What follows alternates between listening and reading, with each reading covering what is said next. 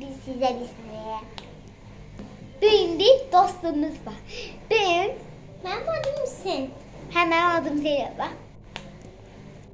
Benim bir pony bir sürprizim kalmış var. Atay bugün içine. Ben de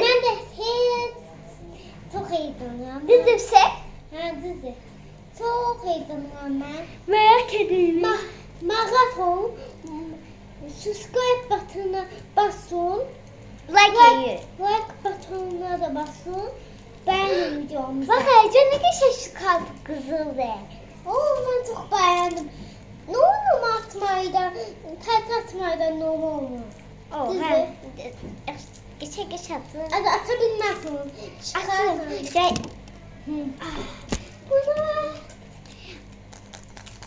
Yapıp denmeliydi bu şokolate. Şokolate denmeliydi. Çıkarttı atabilirsin. İçinde ne var? Mağaranda herkes. Mağaran. Bakın. Çekilere bakın. Çekil.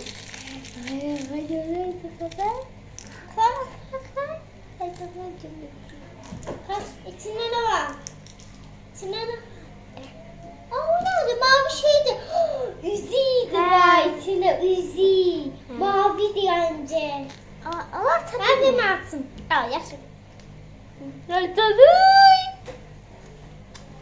Kızlıyım. Şuna bakar. Oy! Üzi! Üzi! Bak kalpli Üzi! Bak kalpli Üzi! He. Bakar. He. Şu kartı da bak. Gel. Ne güzeldi çocuklar. Size bakın. Gördünüz ne güzel şu kaldıydı. Ama şu kartı da tatlı beğendim. Ne güzeldi. Lakin bir bana güzel Üzi çıktı. Bir mıçta Üzi çıktı. Kızlar. Evet canım. Lakin bir de